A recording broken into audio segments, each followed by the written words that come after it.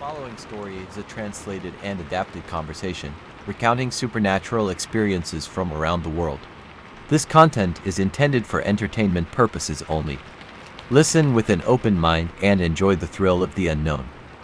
The content in this video is purely for entertainment. Viewer discretion is advised.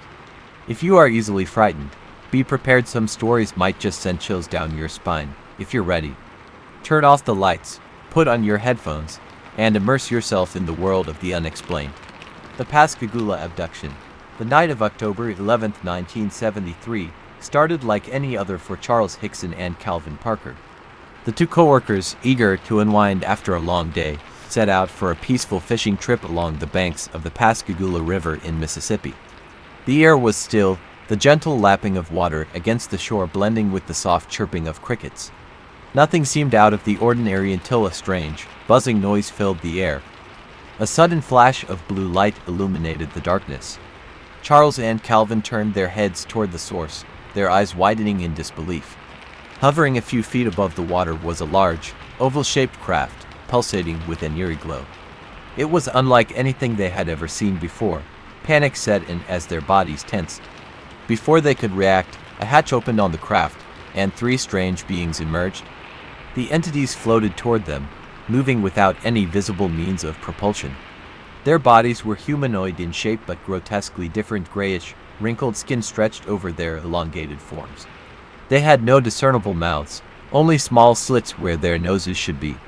Their hands ended in pincer-like claws, which clicked softly as they reached out toward the terrified men.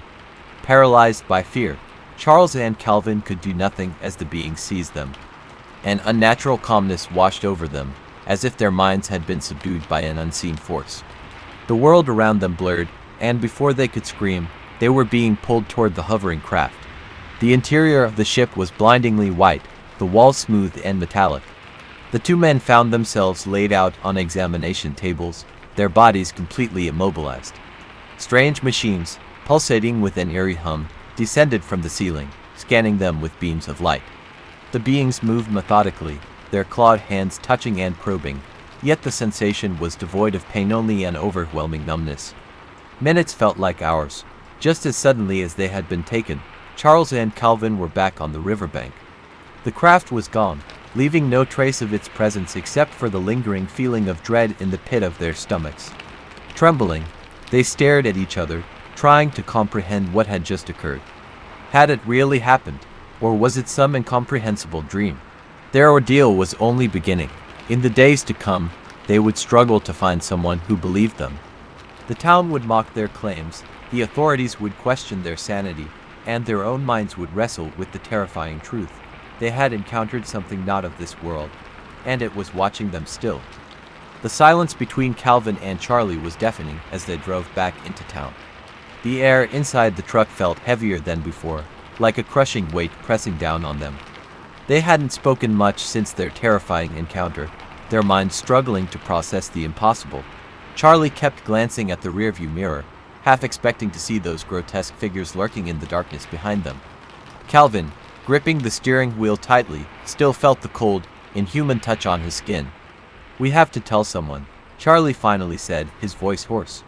Calvin shook his head. "Who's gonna believe us?" But Charlie was insistent. They couldn't keep this to themselves. The fear gnawed at them, but so did the truth. The world needed to know what happened. Reluctantly, they made their way to the Jackson County Sheriff's Department. The station was dimly lit, the fluorescent lights flickering as they stepped inside. The officers on duty gave them curious looks as they approached the desk. "We need to report something strange," Charlie said, his voice shaking. The deputy raised an eyebrow. "Strange how?" Calvin swallowed hard. "We were taken by something." The room fell silent. The officers exchanged skeptical glances before gesturing for the two men to follow them into a back office. As the interview began, Calvin and Charlie recounted every horrifying detail: the blinding light, the creatures, the examination table. Their voices wavered with a mix of fear and desperation. The sheriff, Frank Atkinson, listened intently but remained unconvinced. He leaned back in his chair, watching the two men carefully. Then, without warning, he left the room, instructing his deputy to keep an eye on them. Unknown to Calvin and Charlie, the sheriff had left a hidden tape recorder running. He wanted to see if their story would change once they thought they were alone. What he heard next sent chills down his spine. The tape captured their hushed conversation, anxious whispers about the ordeal, their trembling voices betraying genuine fear. They weren't trying to make anything up. They weren't lying. Something had truly happened to them. Sheriff Atkinson returned, his demeanor slightly different. "I'm gonna have y'all take a polygraph test," he said. "If you're telling the truth, we'll find out." Charlie nodded. "We got nothing to hide." But deep inside, Calvin felt a new kind of terror creeping in. This wasn't over. Whatever took them might not be done with them yet. The weight of the encounter pressed heavily on Charles Hickson and Calvin Parker. Sleep evaded them, replaced by a constant replay of the unearthly events that had unfolded that night. Charles, the elder of the two, tried to maintain a sense of composure, but Calvin's demeanor had begun to shift alarmingly. He barely spoke, his hands trembled, and his eyes darted around the room, as though expecting something or someone to emerge from the shadows. The two men had initially agreed to keep their experience a secret, fearing ridicule. However, the fear and confusion were unbearable. Charles, unwilling to shoulder the burden alone, confided in a close friend who urged them to report the incident. Reluctantly, they drove to the Jackson County Sheriff's Department that very night, seeking guidance, perhaps even protection from an authority figure. The sheriff, skeptical but intrigued, led them into a small interrogation room. There, he and his deputies listened to the men's bizarre tale. They recounted the strange craft, the faceless beings with pincer-like hands, and the unbearable sensation of helplessness as they were levitated into the ship. The sheriff exchanged glances with his deputy before making an unusual decision. He left the room, but not before discreetly turning on a hidden recorder. Unaware they were still being monitored, Charles and Calvin continued their conversation. Charles tried to reassure Calvin, but his voice betrayed his own uncertainty. Calvin, overwhelmed, murmured about a fear of the beings returning, his voice quivering. The sheriff, listening from another room, was startled. The men were clearly terrified. This was no hoax. Their words, their tones, their visible distress, it was all too real. The next day, news of the alleged abduction leaked. The Pascagoula story spread like wildfire, drawing journalists, UFO enthusiasts, and skeptics alike. As word spread, more strange details emerged. Other locals reported seeing unusual lights in the sky on the same night. Some even claimed to have witnessed the eerie blue glow hovering near the Pascagoula River. Despite the publicity, not everyone was convinced. Scientists, psychologists, and skeptics sought logical explanations: hallucinations, sleep paralysis, or even elaborate pranks. But Charles and Calvin remained steadfast in their accounts. Their sincerity and the physiological distress they exhibited made even some of the staunchest skeptics waver. As the media frenzy grew, Charles became more outspoken, willing to engage with researchers. Calvin, on the other hand, retreated into himself, his fear intensifying. He started having vivid nightmares, waking up drenched in sweat, his mind trapped in an endless loop of flashing lights and inhuman figures. Something had changed in Calvin Parker, and as days passed, it became clear the encounter was far from over. The morning after their harrowing encounter, Charles Hickson and Calvin Parker were thrust into a whirlwind of attention. News of their alleged abduction spread quickly, attracting reporters, government officials, and UFO investigators to the small town of Pascagoula. In an attempt to prove their credibility, Hickson agreed to take a polygraph test. Calvin, still shaken, refused, fearing the ordeal would push him further into distress. The test results, conducted by an experienced examiner, suggested that Hickson was telling the truth. However, skeptics dismissed the results, claiming polygraph tests were not foolproof. Shortly after their initial report, both men were taken in for questioning by officials from Keesler Air Force Base, while the Air Force had officially ended Project Blue Book years prior. Many believed the government still conducted classified investigations into UFO phenomena. Hickson and Parker were interrogated extensively, but no official statement was ever released regarding their encounter. As the story gained traction, Hickson and Parker were met with ridicule from some members of the public. People from all over Mississippi came to Pascagoula, hoping to catch a glimpse of the alien abductees. Some believed their story, while others accused them of fabrication for attention or money. Hickson remained steadfast, but Parker withdrew further, avoiding the media as much as possible. Meanwhile, Hickson reported experiencing strange, lingering effects. He would wake up in the middle of the night feeling as though something or someone was watching him. His dreams were vivid and unsettling, often involving flashing lights and metallic beings staring down at him. Parker, on the other hand, suffered from anxiety attacks and struggled to return to his normal life. One night, Hickson confided in Parker, admitting that he believed they had been monitored since their abduction. He suspected they were being watched not just by the government, but by the very beings that had taken them aboard the craft. Parker, reluctant to acknowledge the idea, began to feel the same eerie sense of being observed. What had truly happened that night by the Pascagoula River? Had their terrifying ordeal truly ended, or was some presence still lurking in the shadows, waiting to make contact again? The days following the abduction were anything but normal for Charles Hickson and Calvin Parker. Both men found themselves suffering from vivid nightmares, each reliving the cold, probing hands of the alien beings.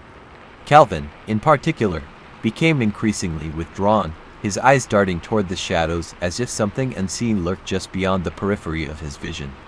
One night, Charles was jolted awake by a strange, humming noise outside his home. He rushed to the window, but all he saw was the empty Mississippi night. Yet, the sensation of being watched never left him. When he called Calvin to check if he had experienced anything similar, the younger man hesitated before whispering, "They're still here. I know they are." Unexplained bruises appeared on their bodies, their skin tingling in places where the beings had touched them. Charles noticed strange, faint marks on his forearm, almost like puncture wounds, though he had no memory of sustaining any injury. Calvin's condition worsened. He barely ate, barely slept, and refused to be left alone. Their paranoia grew when they noticed strange figures around town, men in dark suits who seemed to be watching them. When Charles attempted to approach one, the man simply turned and walked away, vanishing into an alley before Charles could follow.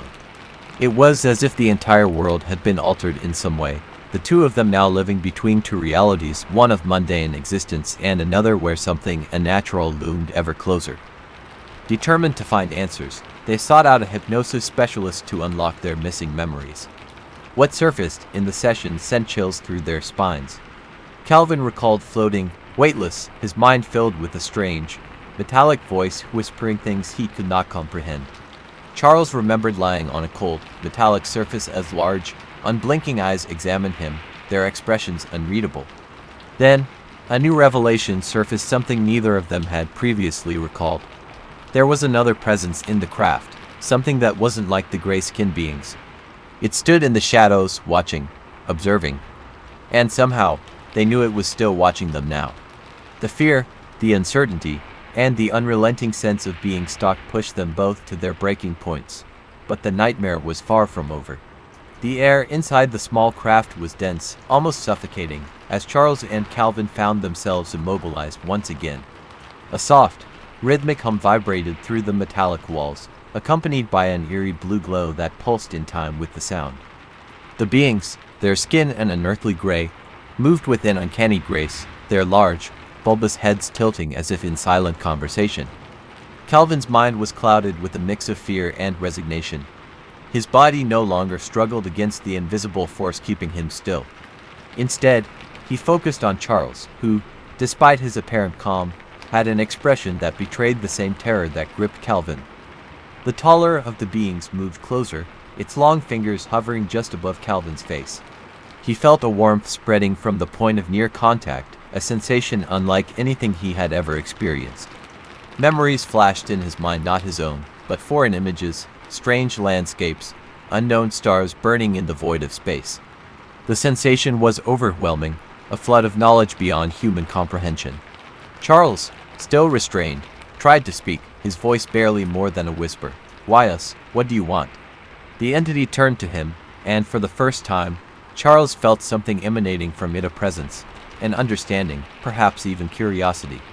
It raised a spindly hand, and suddenly, Charles was overwhelmed by a vision. He saw the earth from above, its blue and green surface serene and distant. Then, a flash destruction, chaos, humanity on the brink. He gasped as the vision subsided, leaving him breathless and shaken. Before he could process what he had seen, the humming grew louder, the blue light intensifying. The beings stepped back, their expressions unreadable. Charles and Calvin felt the weight of gravity shift, their bodies suddenly released from the force that had held them captive. And then, darkness.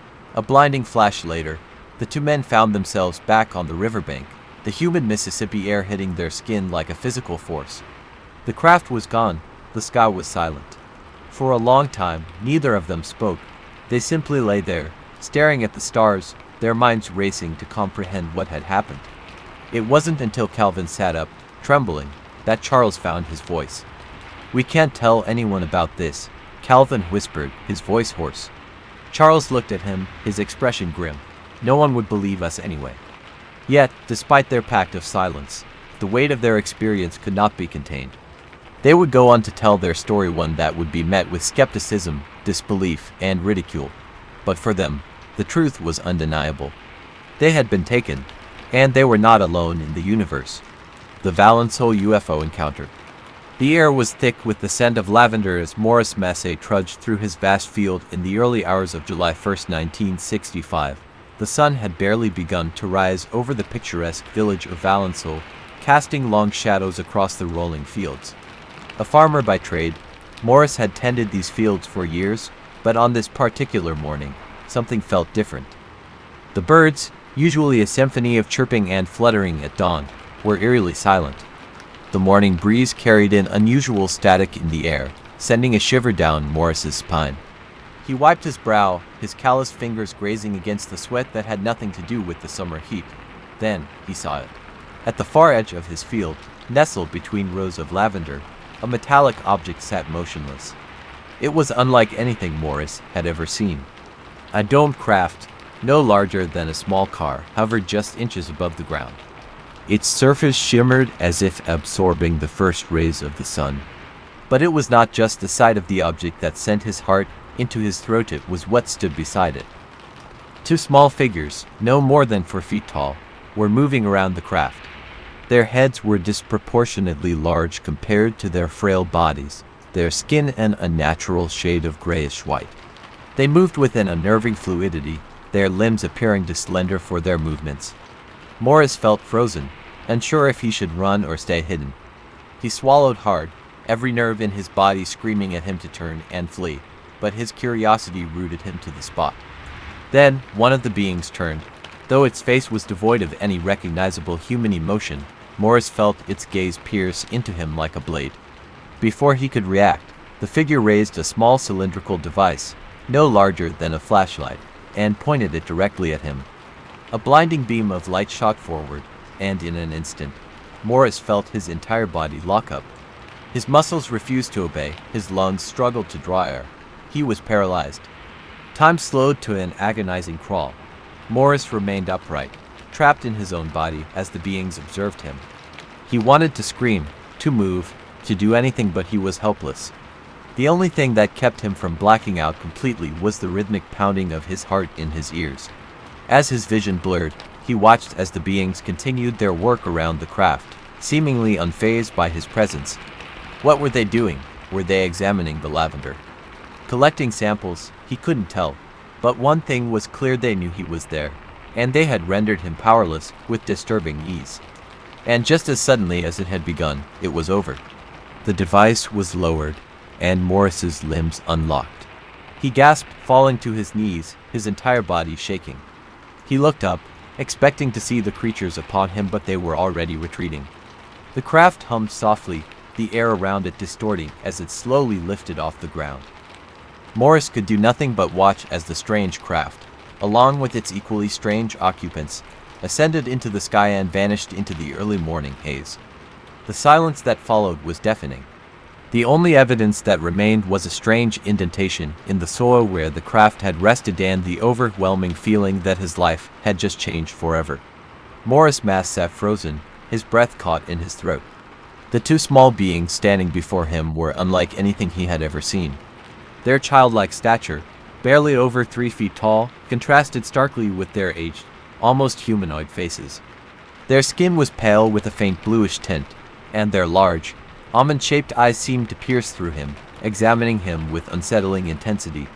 Mass wanted to run, to flee from this inexplicable nightmare unfolding in his lavender field, but he couldn't move. A strange, invisible force held him in place. It wasn't like being physically restrained. Rather, it felt as though his own body had betrayed him, refusing to obey his desperate commands. The creatures exchanged a glance, then one of them raised a small device shaped almost like a wand and pointed it at him.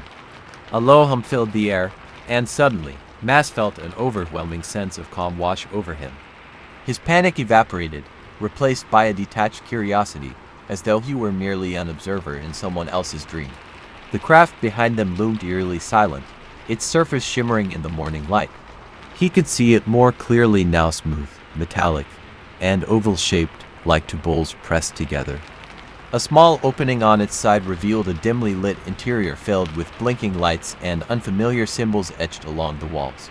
Then, without a word, the beings turned and glided back toward the ship.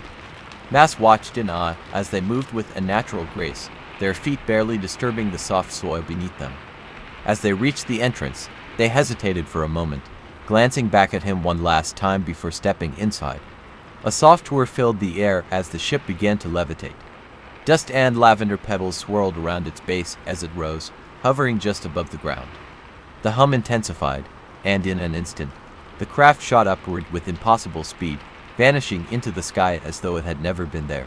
Mass collapsed to his knees, gasping as control of his body returned. The air was heavy with the scent of lavender, mingled with the acrid tang of scorched earth where the ship had rested. His heart pounded as he struggled to comprehend what had just happened. But the strangeness was far from over. In the days that followed, Mass found himself plagued by unsettling visions, strange landscapes, unknown stars, and whispering voices in a language he couldn't understand. The soil where the craft had landed remained barren for years, refusing to let anything grow. And deep inside, he knew those beings, whatever they were, had left something behind, something unseen yet undeniably real. The lavender field stretched endlessly under the golden glow of the setting sun. Morris Messe, still shaken by his encounter, sat at his kitchen table, staring blankly at the untouched cup of coffee in front of him. His hands trembled slightly as he recalled the paralyzing sensation, the eerie figures, and the overwhelming sense of helplessness he had experienced just hours ago. The town of Valensole was small, and news traveled quickly. By the evening, whispers of his story had reached the ears of neighbors and local officials. Some dismissed his claims as fatigue-induced hallucinations, while others, particularly the older generation, listened with grim expressions, recalling tales of strange occurrences that had long been buried beneath the weight of skepticism. That night, Morris found himself unable to sleep. Every time he closed his eyes, he saw them, the small beings, their piercing gaze, the way they moved with an unnatural fluidity. His limbs ached, not from exhaustion, but from something deeper, something he couldn't explain. The sensation of paralysis still clung to him like an invisible shackle, making even the simplest movement feel laborious. The following morning, he decided to return to the field. His instincts told him he needed to see it again, to prove to himself that what he had witnessed was real. As he approached the landing site, his breath hitched. The ground bore an unusual imprint, a circular depression where the UFO had hovered. The once thriving lavender plants within the circle were wilted, as if drained of life. The air around the area felt charged, an inexplicable static energy that made his hair stand on end. His fingers brushed against the scorched earth. A deep unease settled in his chest. If this was real, if what he had seen truly happened, what did it mean? And more importantly, had the beings left for good, or were they still watching? As he stood there, lost in thought, a sudden gust of wind howled through the field, carrying with it an eerie whisper that sent chills down his spine. He turned abruptly, scanning the horizon. The landscape was empty, yet he couldn't shake the feeling that he was no longer alone. Something had changed, and Morris Messe knew that his life would never be the same again. Morris Messe could barely move. His body felt as if it were encased in an invisible force, his limbs stiff and unresponsive. The strange beings before him, small, humanoid, with disproportionately large heads and piercing, black eyes observed him with what seemed like detached curiosity. Their skin had an almost waxy texture, their movements slow and deliberate, as though gravity affected them differently. The lavender field around him, once filled with the calming scent of flowers, now felt foreign, transformed by an otherworldly presence. A mechanical humming filled the air, coming from the craft that had landed a few meters away. Its metallic surface gleamed unnaturally, reflecting the overcast sky in a way that defied logic. Morris tried to scream, but his voice was locked in his throat, the paralysis holding him in a silent prison. One of the beings raised a small, cylindrical device and pressed it gently against his forehead. A strange warmth spread through him, and suddenly, images flooded his mind, vast, endless landscapes of planets unfamiliar to him, cities that shimmered under foreign skies, and an overwhelming sense of something ancient. He couldn't understand the meaning, but he could feel that these beings carried knowledge beyond human comprehension. Then, just as suddenly as it had begun, the pressure lifted. Morris collapsed onto the damp earth, gasping for breath, his body trembling with residual shock. When he dared to look up, the beings were retreating toward their craft, their movements eerily synchronized. A soft, melodic hum resonated from the ship as a ramp retracted seamlessly into its hull. Then, in an instant, the entire craft shot upward, vanishing into the sky without a sound. Morris remained there, sprawled among the crushed lavender, heart hammering against his ribs. He touched his forehead where the device had made contact, half expecting to find a mark, but his skin was unblemished. Yet, something had changed. He felt different. In the days that followed, he tried to speak of what had happened, but the words never felt adequate. The local authorities dismissed his story, and skeptics scoffed, claiming exhaustion or hallucination. But Morris knew the truth. Every time he closed his eyes, he saw the endless landscapes, the cosmic cities, and the ancient knowledge that whispered in the back of his mind. He was no longer just a simple farmer. He was a witness, perhaps, even a messenger. But the most unsettling realization came in the quiet hours of the night. He could still hear the hum. The cold night air settled over the lavender fields of Valençol. Yet Morris Massey found no comfort in its familiar scent. Days had passed since his terrifying encounter, but the unease never left him. The authorities had dismissed his account as delusions born from exhaustion, and the townspeople now eyed him with wary suspicion. Whispers followed him wherever he went, and doors that once welcomed him now remained shut. Yet, the signs had not stopped. Each night, strange lights flickered in the distance, hovering just above the fields where he had first seen the beings. His crops, once vibrant and full of life, had begun to wither in an unnatural manner. What disturbed him most were the footprints, elongated imprints pressed into the soil, as though something not of this world had returned to observe him. Determined to prove his sanity, Morris decided to set up a watch one evening. Armed with a lantern and an old hunting rifle, he positioned himself at the very spot where he had collapsed days earlier. The wind rustled the dry lavender stalks, whispering like unseen voices in the dark. Hours passed, and nothing happened.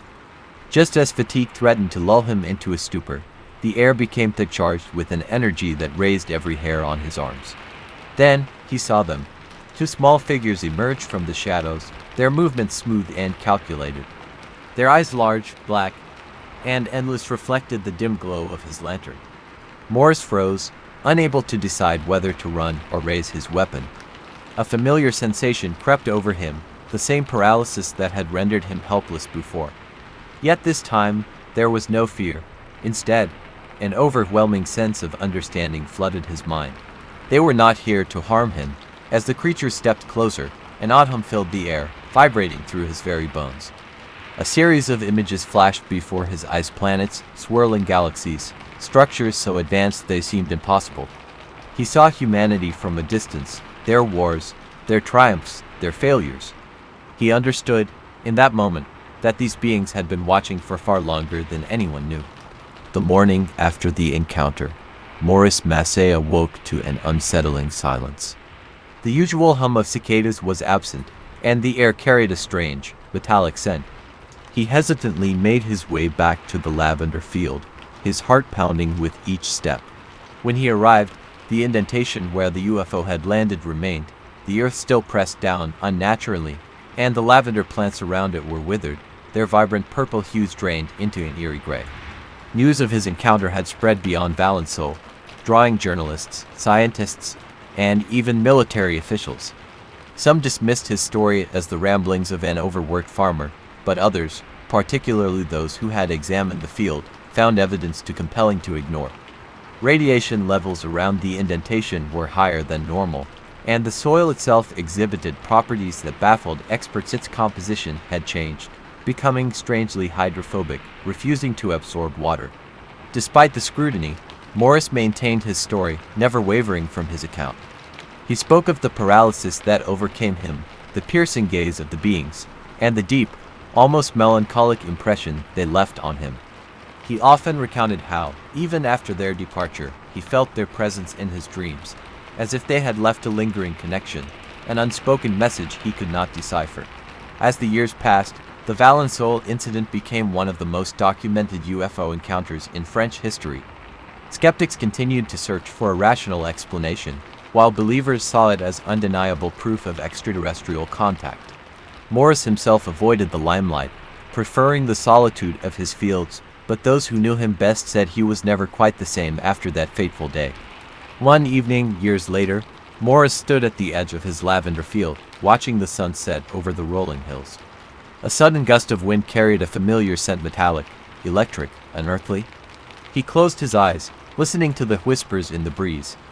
Were they watching? Would they return? Perhaps they never truly left. If you enjoyed today's story, don't forget to like, share, and subscribe to our channel, Mystical Tales, so you won't miss out on more eerie and thrilling tales in the future.